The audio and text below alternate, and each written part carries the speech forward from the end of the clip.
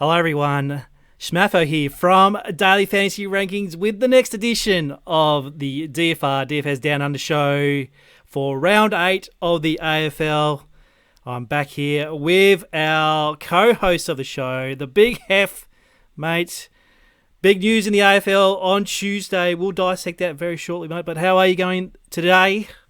Bit exhausted, Smatho. I just had a look at the rundown. We've got sports coming at us from all angles coming up. So, not the least footy every day. How good's it going to be? Mate, it's going to be it's going to be a journey. Let's call it that.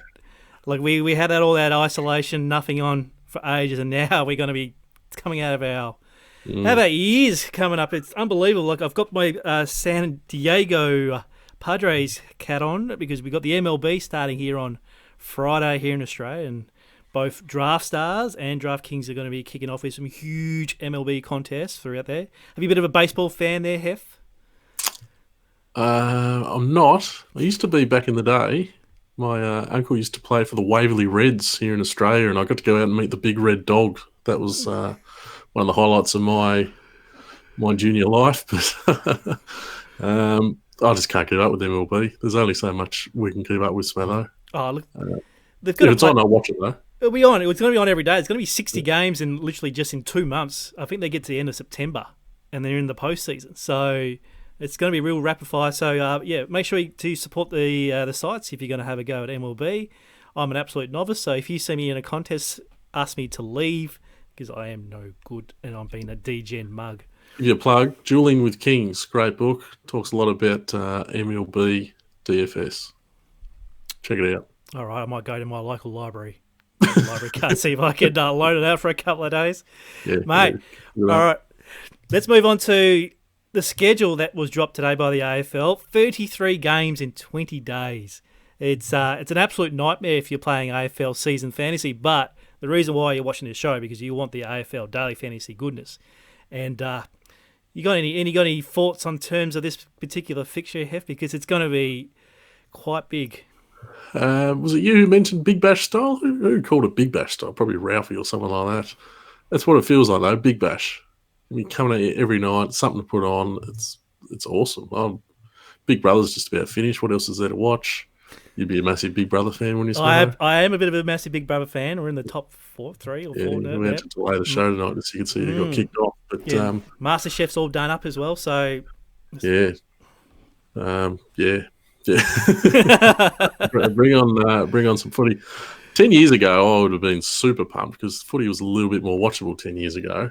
Luckily, we've got DFS to help us through the lulls that we seem to be striking this year in terms of footy.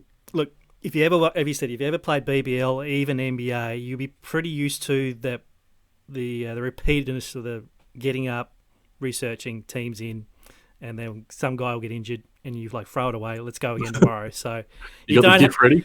You got the gift ready. so yeah, just get that mindset. Have your routines. Make sure you know when the time of the games are. There are some kooky times there. Especially there might be some late Saturday games or early Monday afternoon games. So make sure you stick to daily fantasy rankings at any time. Our cheat sheets are going to be flying onto the side pretty much every day, updating with team news and previews from our boy Jesse, who's going to be so we're going to have to give him rub his tummy, I think. Make sure he's all good with his previews coming up, Hef. Yeah, no, it couldn't happen to a better bloke. He's killing it this year too, by the way. So his previews are must-reads because first instincts generally the best. They're his first instincts, those articles. They're well worth reading. Yep, well worth getting to dayfantasyrankings.com.au for all your Draftstars and DraftKings content. All right, let's move on to the show. And as always, before we kick off with the previews of AFL matches, we get into Smatho's 2 thumbs up. Mate, there has been some quality nominations this week because we actually had 5 games. 5 days of games to cipher through. So let me get my notes up and make sure I shout out to the correct people who did very well on the sites last week.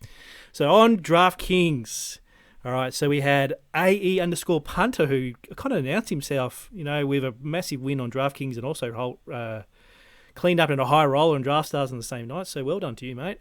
JB Barrett, J Barrett 16, shout out to you.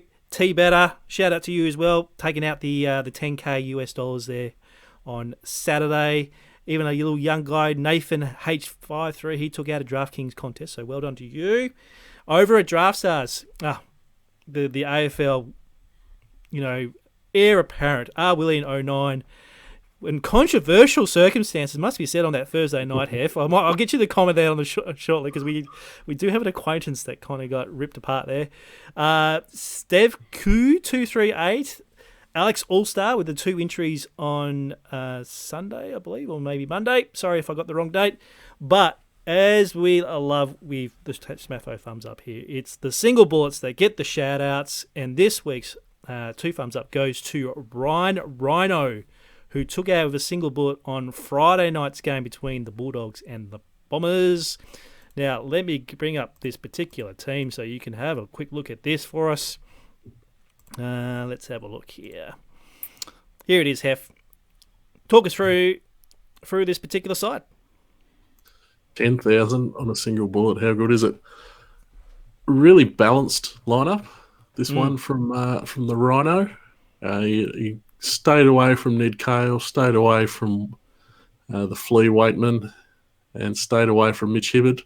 Notice he had a lot of the sort of 9 to 11K guys, Darcy Parish, Libba, Zaharakis, who top scored for the Bombers. Zaharakis, maybe he isn't as cooked as what we think. Probably went a little bit different down back there too with Daniel and McKenna, and of course you had your boy in the ruck. Timmy! Timmy.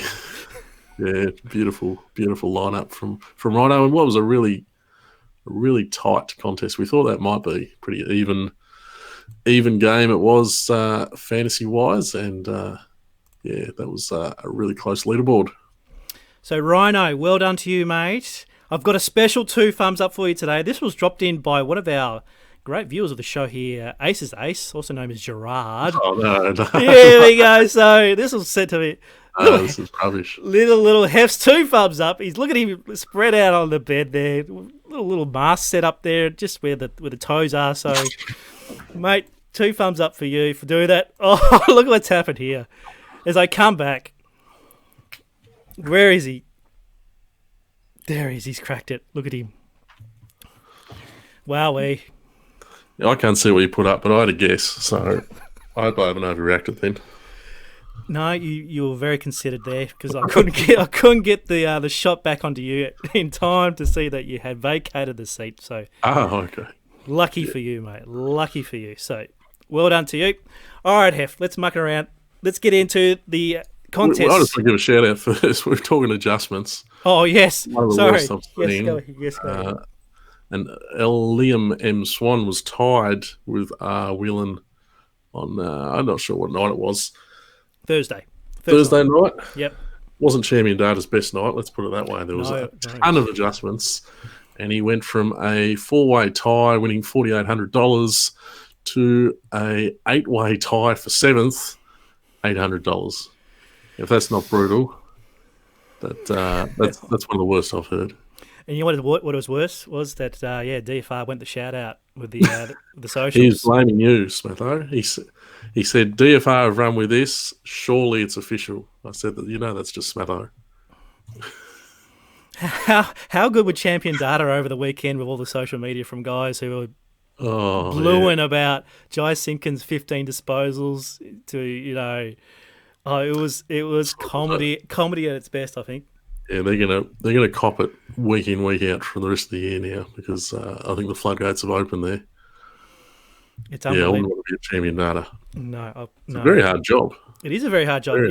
If you ever check out their YouTube video how they do the stats, it's quite worth the look, because it's an absolute massive team. So it's not exactly just one guy on a computer. You need like 6 or 7 blokes watching it and rewatching it, things like so. Give him a wide berth, and don't tag them if you lose on your multis. All right.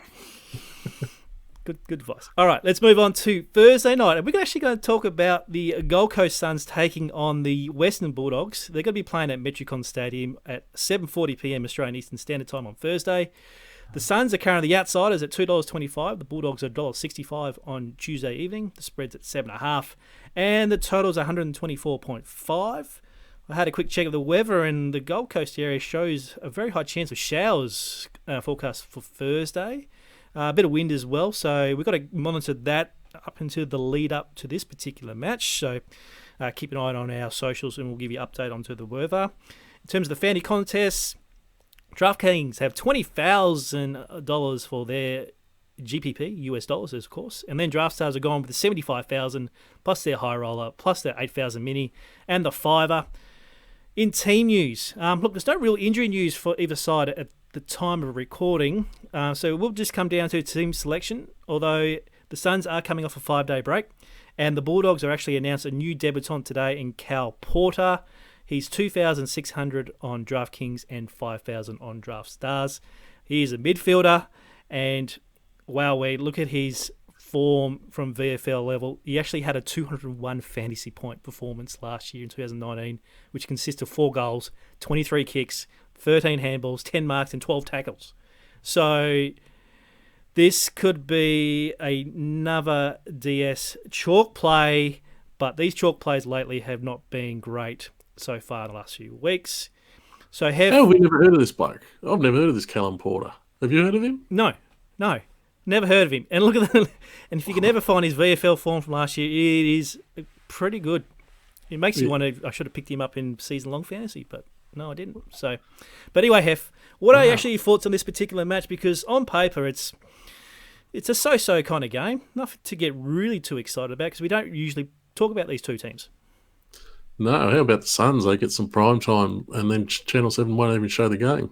That's disappointing for all those Suns fans out there. I found this really hard to work out. Obviously, the 5-day break is probably against the Suns. The Suns have been really good this year, but the Bulldogs really dismantled Essendon, who were going all right leading into last week. And we know a lot about the Dogs, and we're still...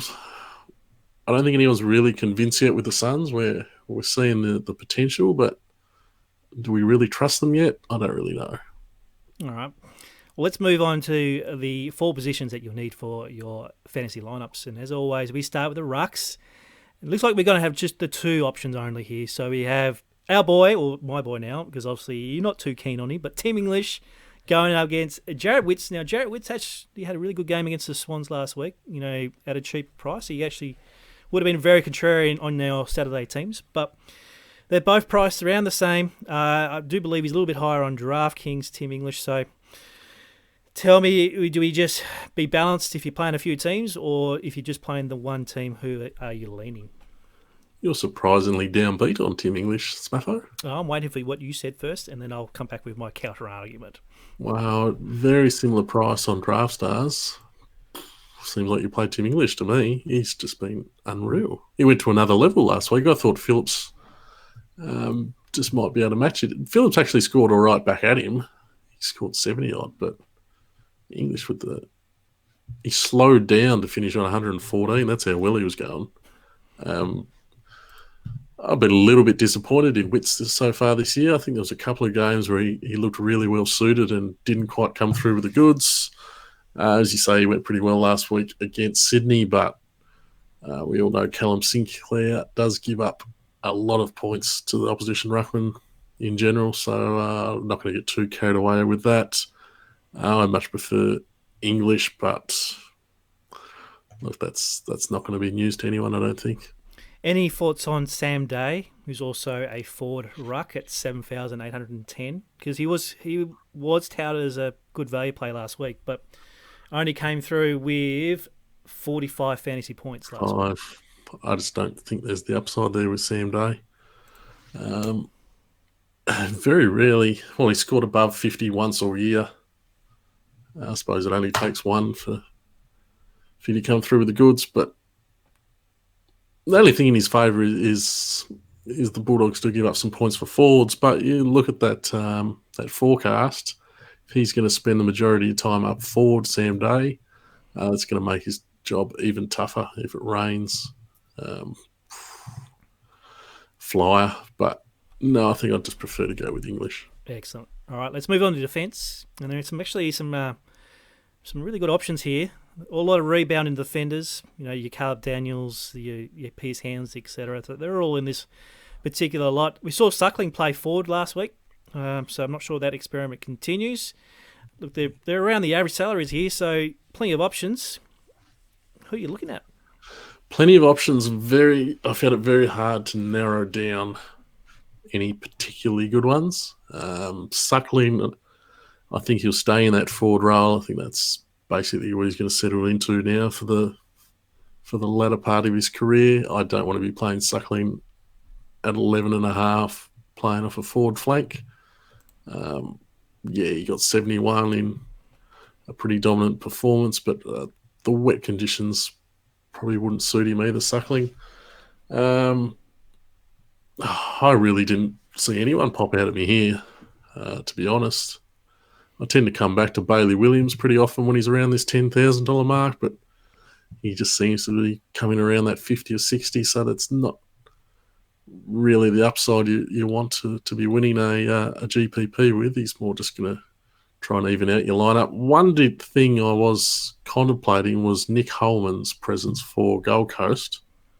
I don't think he did a job last week, or it wasn't obvious if he did, but he has done some forward tagging roles this year, and I reckon if he was to do one, he's probably going to look at Johansson, or maybe to a lesser extent Caleb Daniel. But Johansson's probably the one that has been targeted over the years for the Bulldogs because he's damaging, but he's very gettable. So I'll just be a bit wary of Johansson. Yeah, a bit wary, if they do run that Holman front tag, he is the obvious target there. So just be careful of that one. All right, let's move on to the midfield. And obviously, Hugh Greenwood's been very, very good for the Suns. Tackling the machine he is. He loved the small confines of the SCG last week. Finally gets his price bump, so you will have to think about if you want to go with him again. We've got McRae, we've got Hunter, and now through the roof here. 15.9 for McRae, 14.8 for Hunter. We talk about our little young gun here. I've forgotten his name already. Porter. So he's probably your first in for your 5K. So you've got 3 left. Who are you thinking? Look, you're probably spending up here because you've got great options. Greenwood, he's absolutely flying, and he is suited to a wet style of game. He's just in and under. He tackles well. Former basketballer, he's obviously great. Got great hands. Got great awareness of the space around him. There's no reason you can't play Greenwood again. I was just looking at what cheaper options you look at in the midfield. I think the obvious one would be Tom Liberatore. Not really one of mine, but 11,000, he's getting a ton of centre bounce work. Wet conditions would suit him. He's a great tackler, obviously. His last 2 games have been 80 and 70. He just seems to be fitting in really nicely well, and there's still a bit of upside there at that 11K price tag. So if you're looking to save a little bit of money, maybe if you don't want to play Porter and you've got to play someone who's a bit cheaper, then Libba's probably your man at 11K.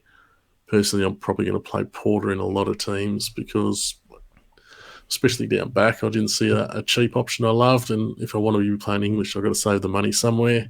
Yep. Tukey Miller is the tagger if Gold Coast have one. So obviously whenever Bontempelli's on a slate, we sort of look at who might take him. I assume Tuk might play he won't play a hard tag, but he's the guy that would sort of match up with Bontempelli if they want to do that way. If no one goes to Bontempelli, 13,000 is a great price for him. Obviously McRae, Hunter, Bailey Smith still around 12,000. They're all great options as always. And Greenwood and Swallow's been in really good form actually for Gold Coast as well. Even though he hasn't necessarily played the whole time in the midfield, he has done a bit of work off a forward flank. Greenwood's the obvious guy there, especially in wet conditions. Yep, he's pretty obvious. And then obviously your Bailey Smith, Swallow, all around that price as well. So they're good pivots if you're playing some contrarian players as well.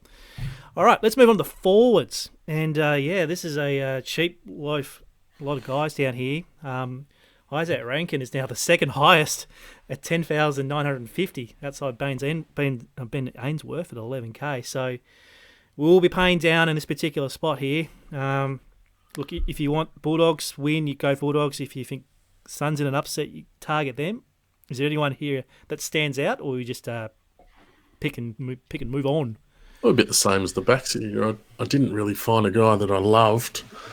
I was looking at Ben King. I'm still pretty happy playing tall forwards against the Dogs. It's interesting. Last week, all the players to get a hold of the Dogs, it was Jaden Laverty, who was basically playing full forward, and he had a massive first half, and then sort of died out a bit. So they are gettable, the Dogs, by someone up forward. Obviously, if it's really wet, it makes it hard to play Ben King. If the rain happened to stay away, I think he'd be great value there at 7,000. Cody Waitman, he was really impressive last week. Not so much that he got a heap of the ball. He was more that sort of Showtime excitement machine. That said, he still got 46, and at 5.8k, that's a really good return. I think just my thoughts on the backs and the forwards, I don't really want to spend up too much money here, which means that English and the expensive midfielders are right in play. So that's probably the approach I'm taking here. Isaac Rankin's worth talking about. How good is he? He is elite. It's a shame. It was actually really good that he was actually injured for a while. It took the heat off him for a year. Let all the other high draft picks get their sunshine, and then he's come out and taken the league by storm. So which is pretty good from him. Hopefully he's a fantasy relevant player, but I think he's showing some good just the ceiling scores in his first couple. I think we're due for one of those back down to earth kind of games, but you never know. These conditions might suit him. You just never know. So small. I didn't expect him to be fantasy relevant at all. I thought he was going to be Eddie Betts 2.0. He'd be good for a blistering 40 or 50, but he's top 65 both games already, and he's up to nearly 11k. I sort of agree with you that maybe there's got to be a down game to come. And 11k, well, he's probably going to be popular just because of what he's been doing. And 11k, how much upside is there really? But how much upside is there in a lot of these forwards? It's pretty slim pickings. It is very slim. Possibly Josh Bruce, if the conditions do suit. That's probably that. And Sam Lloyd is actually not too far away from returning, I do believe so. At 9-1, that could be a bit of a low ownership dart as well. So make sure you check out Jesse's article on the Daily Fantasy Ranking site for this particular matchup. Huge pool, 75,000 on Thursday night.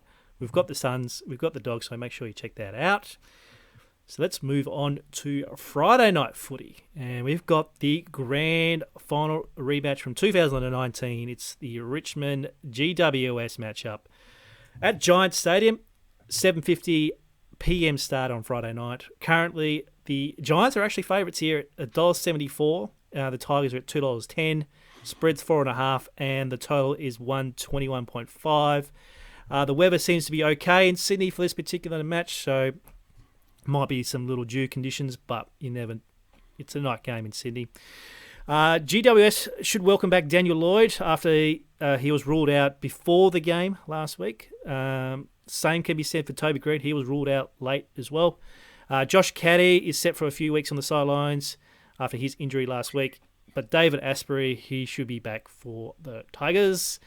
So one look on the Draftstars salaries here, with the $100,000 contest, by the way, for Friday night, shows that the GWS players are front and square in terms of their salaries, and you have to scroll down to find some Tigers. So with all the issues that the Tigers have at the moment with injuries and players not there at the moment, they represent some great value, or we stick to the Giants in your initial thoughts on this game? My initial thoughts is it's a bit more obvious what sort of strategy to take here. As good as the Tigers were last week, they gave up a heap of points still. Those North stacks were really in play, even with the Tigers just flogging them, and I sort of see the same again. GWS defenders and midfielders, they're going to be pretty popular for good reason, because Tigers just don't care. They say, have as much of it as you want, we'll get you on the rebound, and you can have as much of the ball as you want. We don't have a tag to worry about from GWS from the Richmond side, but we do have a big tag set up coming from GWS, so we'll get to that. Excellent. All right, let's move on to the rucks. And this one actually requires a little bit of thought here because we've got 4 options that will possibly play. Ivan Soldo, Noah Bolter, and Marble Choi are all ruck options. And then we've got Shane Mumford, who didn't really have a good game last week, so he might be in the fire line. Finlayson, who's a forward but can ruck. And then also the Sauce Jacobs is still waiting in the wings for his return as well. So we could possibly have up to 5 options here in the ruck. So I can't really see that one at 6 out. Maybe, look, a lot of people actually will go to Finlayson, but I think Soldo is the safer play. Oh, yeah, I definitely agree there. Soldo's the number 1 ruck for Richmond. GWS don't hold any great fears for ruckman, and 10,000 is still a pretty reasonable price. So I expect Soldo to be the most popular ruckman, and he's definitely the safest one. Finlayson's an interesting one. He actually had 10 hitouts last week, Finlayson, which must have been a career high. He's quite a versatile player. So if he does spend a bit more time in the ruck, he can get a bit of the ball around the ground. But all that said, he still only had 47 last week, even with that 10-point boost from the hitouts. He was 50% ownership last week, Finlayson, against the Lions in that single game. So, and if there's one place I'm scared to play someone against Richmond, it's up the forward line, which he would probably spend the majority of his time. They do have some really good taller defenders, Richmond. So Soldo's definitely your safe option here. Mumford, is he totally unplayable? Like, Soldo seems a pretty good matchup with him. He's not one of those young roosters who's going to run Mummy all over the ground. Mummy might be able to just settle in and crash and bash and get his way to about 50 or something, which would be okay. Yeah, I think we're trying to talk ourselves out of Soldo. I don't think it's working. So, you've definitely got my vibe there, I think. All right, let's move on to the defense. And as you alluded to, the Tigers don't care. They leak scoring to back. So I'm not going to consider any Tiger players here. So who are we looking at the Giants?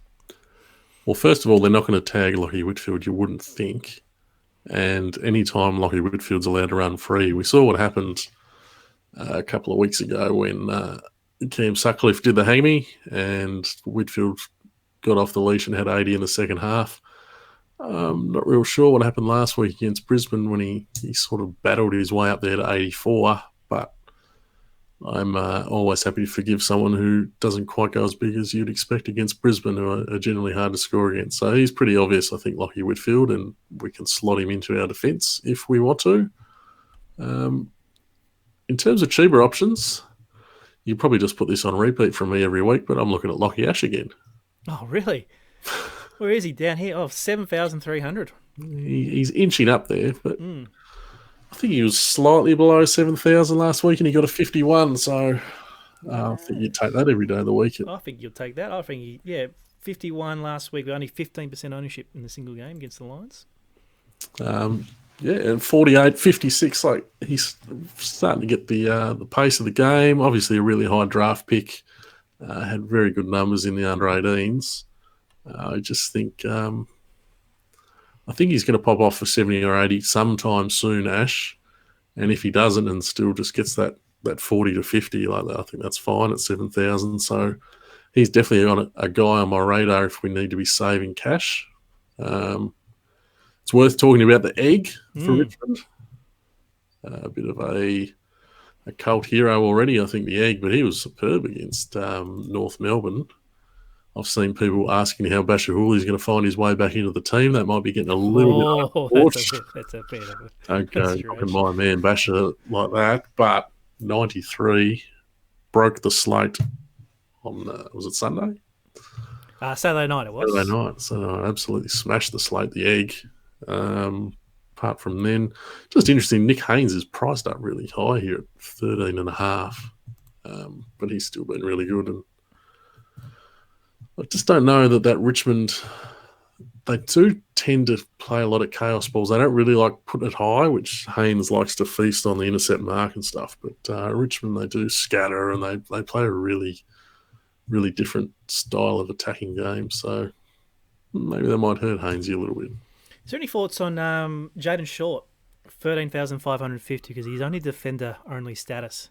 And also he's been the one getting the fantasy scoring for this particular side the last couple of weeks. Yeah, we've talked about him a bit before on the show with Basher Hooley out of the team is when it's Jaden Short's time to shine. 13,000 seems incredibly expensive when you just hear the name Short. You think, oh, well, you wouldn't have to spend any more than about 11,000, but that's what happens when you come off 184. As a pivot, if you want to play a Richmond back and take advantage of no Hooley, maybe Liam Baker is the cheaper way to attack that. He's 9,000. He's not as consistent as Short and definitely not as easy to lock in, but he did have an 80 a couple of weeks ago, and he plays a similar type of role. All right, let's move on to this midfield because there are plenty of Giants options to consider now with the return of Tim Taranto last week, who actually had a really good game. Josh Kelly, Steve Coniglio, Lockie Whitfield, you already touched about, Jacob Hopper, Harry Perriman. Look, they're all here, and they're all over 12,200 for Hopper and 13,100 for Perryman, and then the rest are the 14-15 mark. So you've got the savings from your ruck, and you've got your savings from a couple of cheap backs. You know, who do we target here? It's obvious that you have a giant stack in your midfield. It's pretty obvious. It is, isn't it? Cornelio was back in the middle permanently last week. Basically, in terms of centre bounces, he was as high as anyone, and he stepped back up to his usual level with an 86. These Giants midfielders, though, they haven't gone as big as what they've been going in past years. Kelly's one especially who's just had that one really big game. Taranto, I like the idea of playing Taranto second up here. Just a little blow out the cobwebs last week with a 72. 14,000 is a really good price for him. We know what he's capable of, Taranto. But like they're all in play. Kelly, Cornelio, Taranto, Hopper. We've mentioned Whitfield in the defenders. You can also play him here.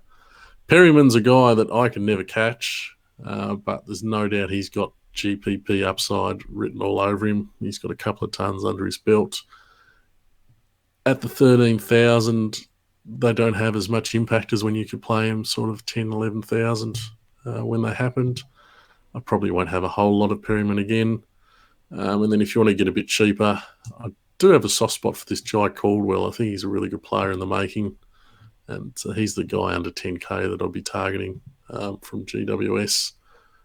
Richmond, we do have a couple of cheaper options. There's basically no one in the midfield for Richmond with all their injuries. And we've got to talk about Matt DeBoer.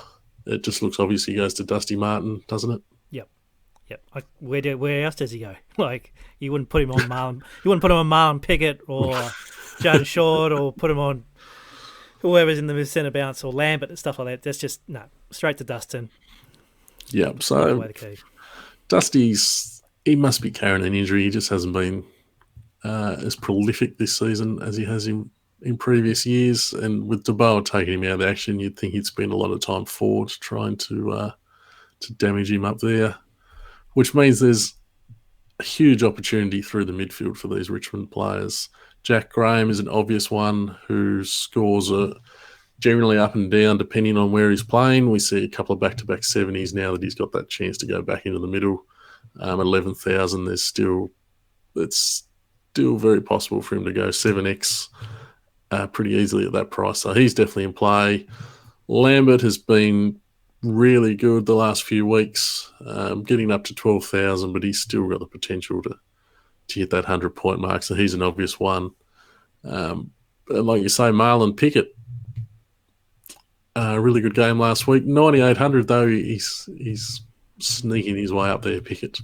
But it's hard to knock any of these Richmond guys just because they're going to have huge opportunity. And I'll save another one for the forward line because, both these two teams are pretty good at defending opposition forwards. So if we can sneak a guy who's going to play the midfield in the forward line, that's always a good thing. All right.